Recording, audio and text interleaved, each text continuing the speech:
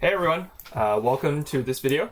Today we're going to be doing Kickstart 2021 Round A. And so this is Kickstart is a coding competition run by Google. It's their one designed for to be kind of introductory and to help new people get into like these coding and kind of coding competitions kind of. And so the problems here may be a little simple, but we're still going to try and solve them as fast as we can, and we're still going to be competing against a lot of other really strong people, so speed is going to be pretty tough here. So I think usually there are going to be 4 problems, and we're just going to have to solve them as quickly as we can. Stick around. I'll be doing some explanations of the solutions after I finish the contest. So hopefully that will be, we'll see how fast that goes. But afterwards, I'll do some explanations. All right, so contest is going to start in 2, 1, starting. All right, so there are 500 server error. That's really bad.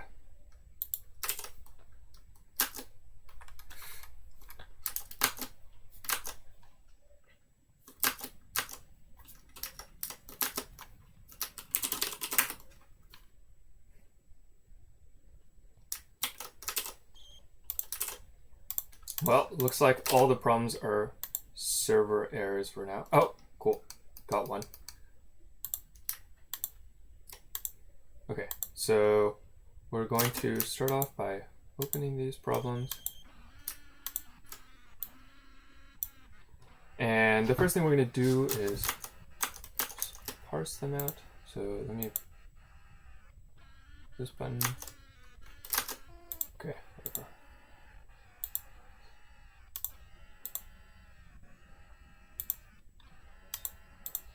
Checksum.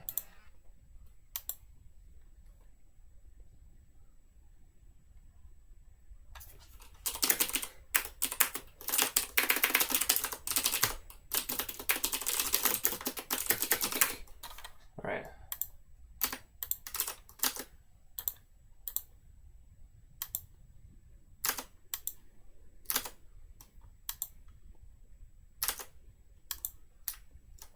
Okay, cool. Now that we got that sorted out, we can start coding. So from A, goodness of a string is the number of indices such that n not equal to its flip. Okay.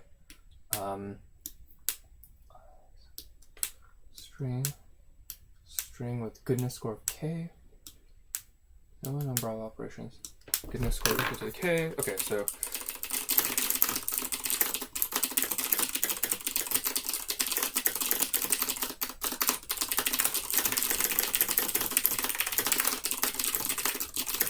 zero first score plus equals si not equal to s of n minus 1 minus I 2 as the first score minus k.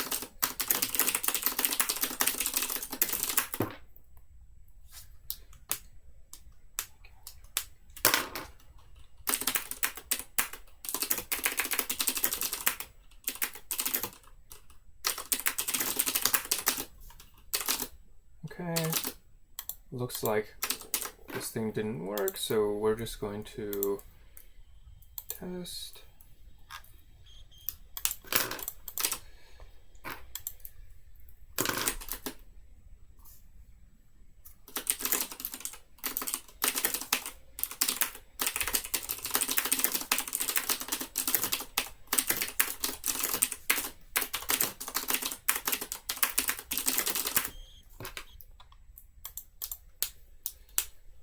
Okay, I think this is fine, so we'll just submit it.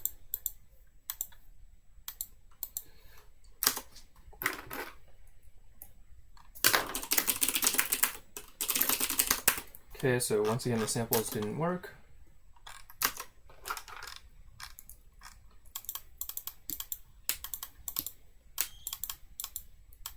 Longer segment is twice the length of the shorter segment, so this is, okay, so it is, okay, invalid L shapes, grid of cells.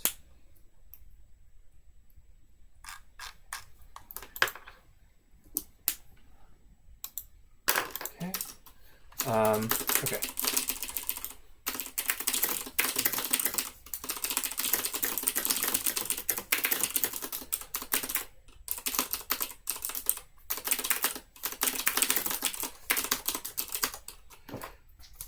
Okay, cool. Yeah, so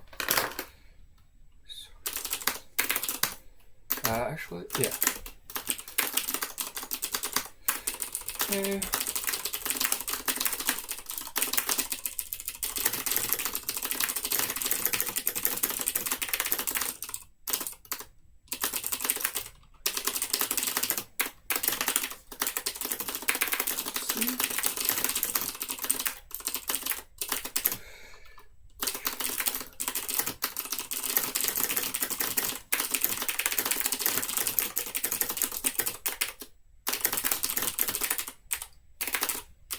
Yeah.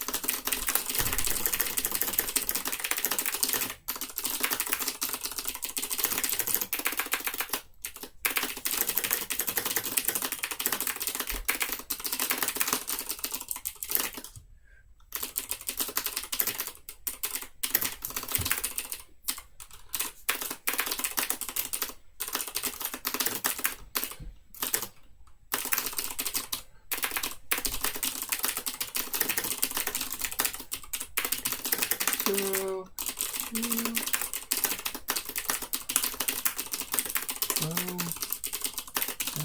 I create math 1 plus I, whatever, J,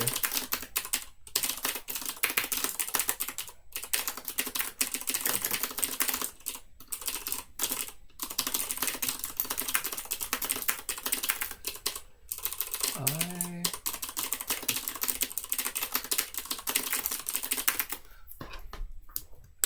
okay, so test case number was, so n plus equals,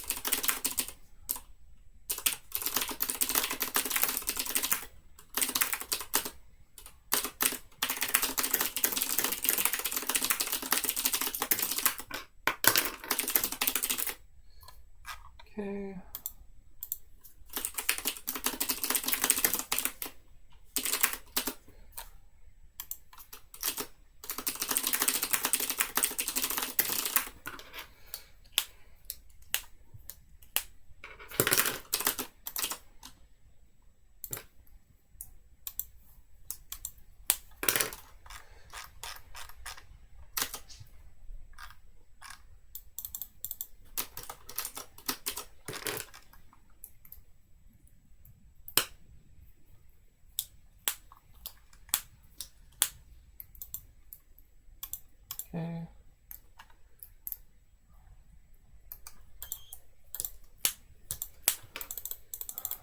We'll stack several boxes. It's a cube with equal dimensions, which is max. Too dangerous for the rabbit to make jumps of height greater than 1. Means like their absolute difference in height to be at most one box. It's a 2D grid with R rows and C columns. Allows to jump. Cube.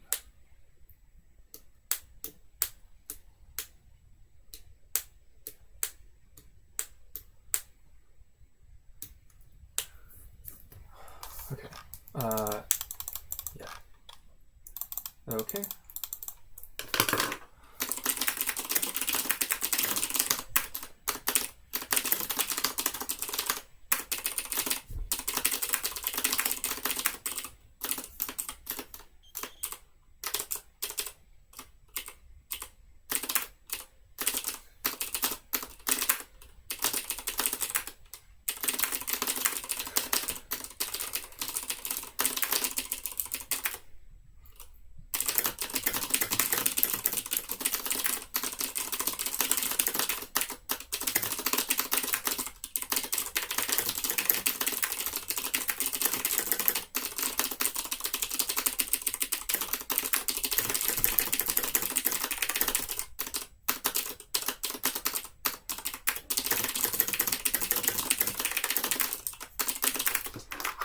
Add as many boxes as she wants. Yeah, so you have to add boxes so that each of them is at least their neighbors minus 1.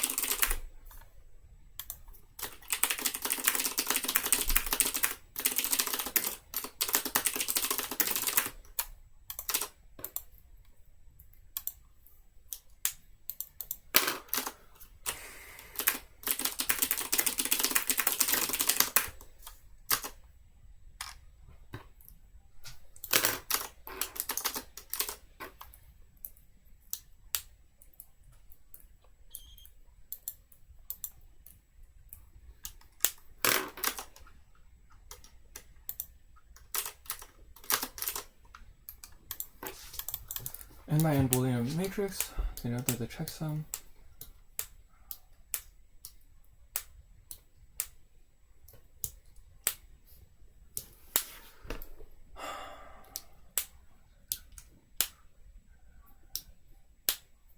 Store the matrix.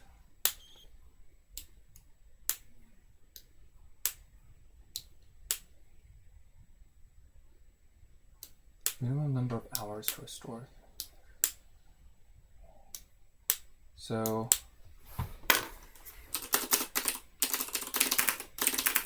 So if you have 2 in a row, okay.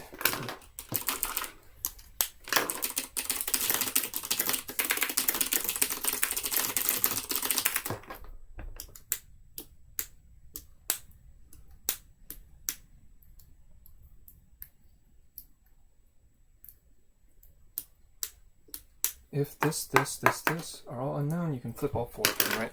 Which means that you cannot have a cycle.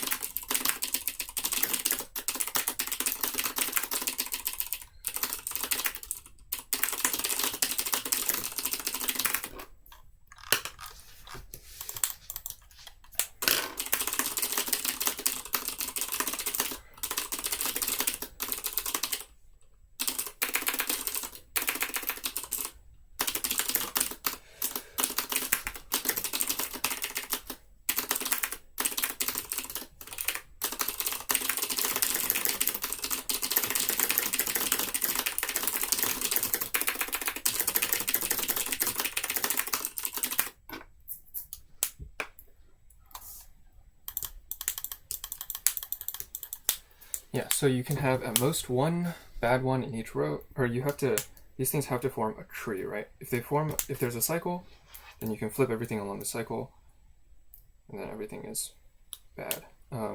If it's a tree, then you can restore it. Yeah.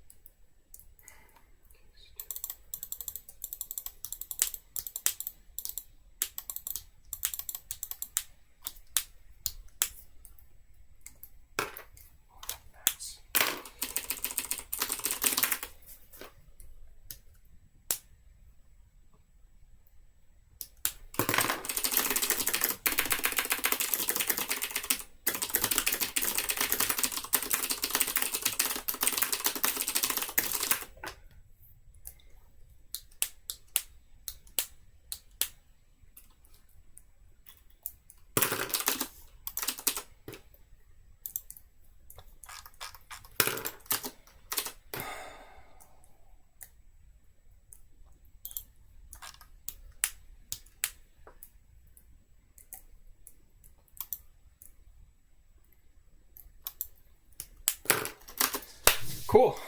Finished in a little under 20 minutes. So GG's. I don't have any raw answers, so I don't think there's any way that anyone can pass me. And that's the end of the contest. That was fun. Yeah, so as promised, I'll spend some time discussing the solutions. So we can start at the first one. So the first problem is, let me take some time and zoom in a little bit. I'll just use this.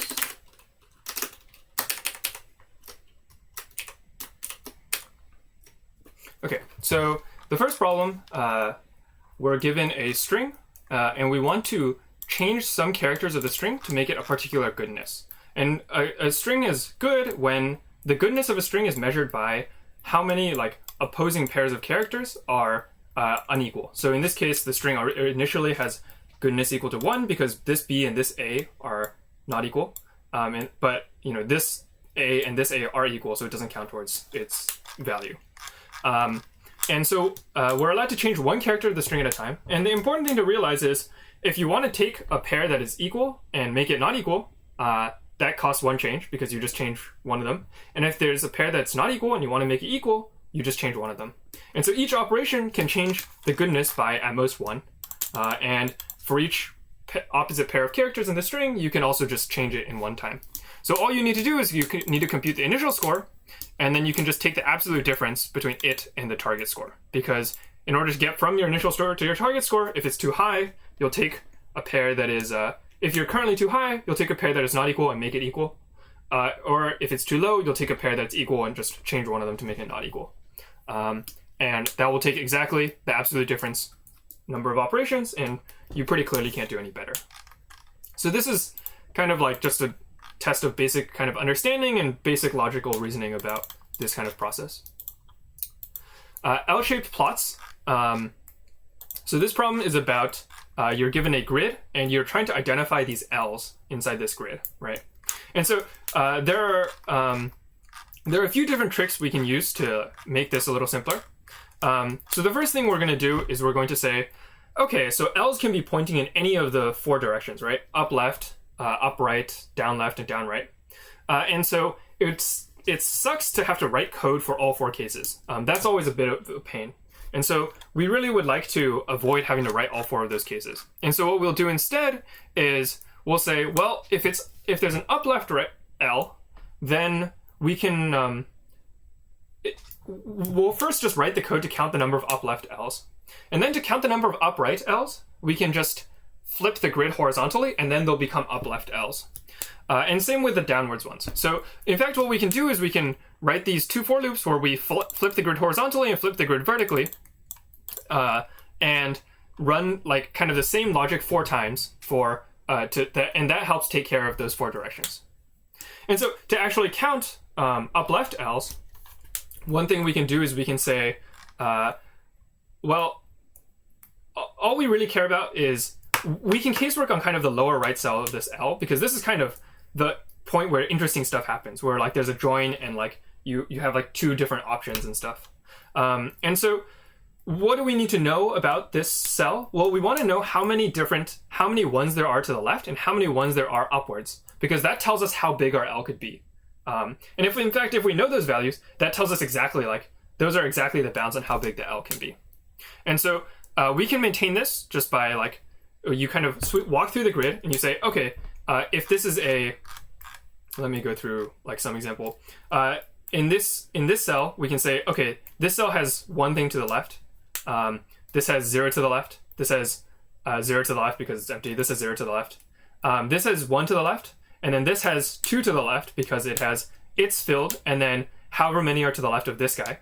This has 3 to the left because it's this guy, it's itself plus however many this guy has. So it's 2 plus 1, and so on. And so you can, so you can do this kind of, it's almost like a DP or like a Dijkstra, but you can compute how big these are. And then once you have how big they are, then in order to find how many L's fit inside here, they tell you that the ratio of the 2 legs has to be 1 to 2, and so we say okay, if the horizontal is longer than the vertical, then the leg is at most the shorter leg is at most the horizontal over 2 and at most the vertical. And in fact, anything from 2 to that number works. And so we add those answers up. And we have to do the same with the if it's the other side is longer. And so if you add all these up, you get the answer. And it's not too hard to convince yourself that this doesn't do any overcounting. We do these for loops where we try flipping the grid every time. And so each L is counted in exactly one of those 4 orientations. And also for each L, one of the legs has to be longer. And so we can count it based on that one. And so that's how it works out. And then we just kind of count and spit out that answer. So Rabbit House. Rabbit House is a bit of an interesting problem. I think it's a pretty classical idea, and so some of you guys might have seen this before. But I can kind of explain how I'll explain it a little bit. The problem, to recap, is we're given a grid of of size r by c, and each cell on this grid has a particular height. And so the cells that are the tallest, each cell has a particular height, and what we're trying to do is we're trying to make each cell, make any 2 adjacent cells have a difference in height of at most 1. And the only thing we're allowed to do to change this grid is to add boxes to these cells. So if we're only allowed to add boxes, what can we do? Well, if something is already very tall, like if it's something that's already taller than all its neighbors, like there's no point in adding more boxes there because that just makes it forces us to build the other boxes up as well, right? If boxes are shorter, we kind of have to fill them up all the way to the taller ones that are near it. And in fact, if you think about it, this is actually this is kind of the constraint is exactly that. Everything has to be at least as tall as its neighbors minus 1. If that's the case, then obviously everything is correct. Everything is within 1 of each other because I'm at least my neighbor minus 1, and my neighbor is at least me minus 1, so we're within 1 of each other. So that's kind of the constraint we want, and they all have to be at least their initial value because we're trying to add as few boxes as we want. And so what we can do then, what you can see is, in fact, the constraint is exactly, you have to be at least as tall as your neighbors' original values, and their neighbors' original values minus 1, and their neighbors' original values minus 2, and their neighbors' original values minus 3. And so this ends up kind of being like a Dijkstra, or like a shortest path problem. But we can also just think of it more directly as kind of these constraints flowing outwards. So if you have a really tall guy, it kind of forces its neighbors to be kind of this upward sloping thing. And so we can model this by just saying, if there's one guy that's tall, we'll just start off by doing one pass and setting each guy to be at least their left guy minus 1. And then we'll set each guy to be at least their right guy minus 1.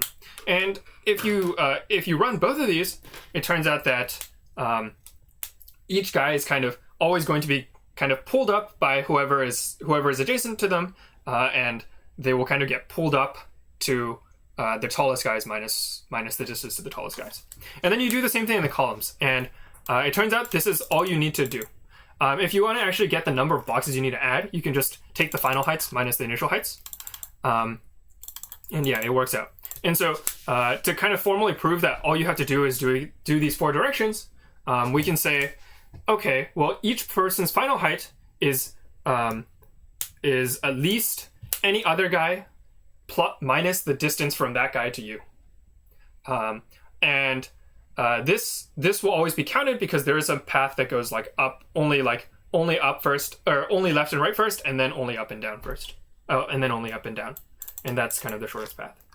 And so you kind of just flood it this way, and this gives you the final heights, and then you can subtract out the original heights and get the total number of boxes you have to add. The final problem is checksum. This is a pretty interesting problem. I think this problem is pretty cool. One thing that's funny about this problem is there's actually a lot of extraneous inputs that you actually don't need, but we'll get to that in a second.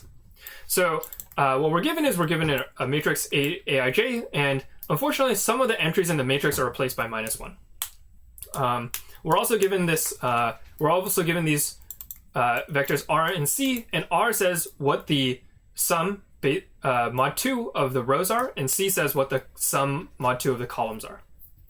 And so unfortunately some of the values of a are missing, and so we might not be able to recover all of a. And we're trying to find what's the cheapest set of things to recover so that the rest are automatically recoverable. And what's interesting here is this ends up being kind of, instead of a matrix problem, it's kind of actually a graph problem. So to start off, one thing is like the actual values in this matrix don't really matter. What kind of actual recovery can we do? Well, one obvious thing we can do is if one row has, if a row has like only 1 minus 1, then we can take the row sum and we can subtract off like everything else in the row and and fill in that cell, fill that cell back in, right? And we can keep doing this. And we can also do the same thing if there's a column with only one cell in it, right? What if something like this doesn't exist? Well, in fact, if something like this doesn't exist, then we actually won't be able to recover it. The reason for this is a little bit complex. One way to think about it is essentially like if there are two different things in a row and two different things in this column, and you have this like 2x2 grid, not necessarily adjacent, but you have this 2x2 grid, then you can flip all four of these. If you have 2 minus 1s like this and 2 minus 1s like this, and they're in the same columns and same rows, then if you flip all four of them, the row sum and the column sum doesn't change. And so because of that, if we have 4 minus 1s in this kind of pattern, then you're not able to recover the original values. So we're not allowed to have any kind of pattern like that. And in fact, if there are at least 2 in each row and 2 in each column, you'll find a pattern like that. And so there's actually a bit of a more general way of describing what this pattern looks like, and that's actually that it's a cycle. If you consider A as like, if you consider each row to be a vertex in a graph, and each column to be a vertex in a graph, and we consider minus the edges to be the minus 1s connecting the particular row to the particular column, if there's a cycle in this bipartite graph, then we can flip everything along that cycle. We can flip all vertices touched by that cycle, and that won't change. We can flip all edges along that cycle, and that won't change any of the vertex values, which means that we won't be able to recover it.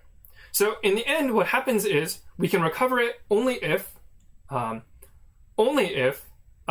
the unknown edges form a tree or a spanning tree. And so that's great. We only if it's a spanning tree is it useful. But we still but just because it's a spanning tree doesn't necessarily mean it works. But in this case, actually it does, because as we said, if you consider any leaf of this spanning tree, any tree has to have at least one leaf. And if you consider any leaf, then that row or column, which has only degree 1, has only one unknown. And so you can fill it in and kind of delete that unknown from your tree and kind of keep going. So what it ends up being is the unknowns have to form a maximum cost spanning tree. Maximum cost spanning tree in this graph. And it's maximum cost because we want the edges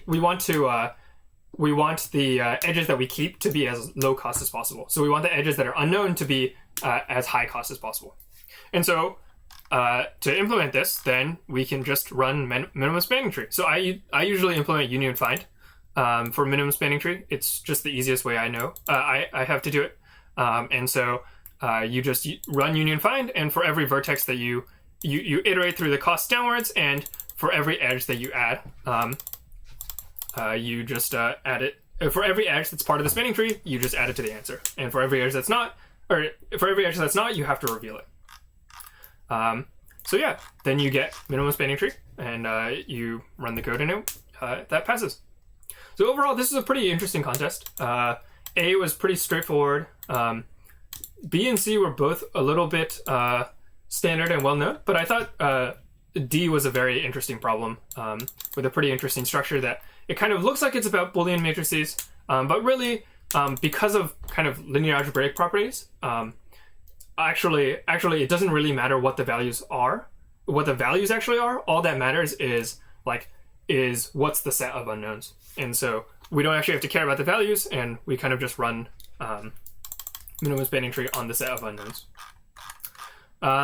So yeah, that's it for this contest. It looks like a lot of people have finished. Lewin, William Lin, Scott Wu, YOLO Swag, I and TU have all finished in just over half an hour. So congrats to everyone.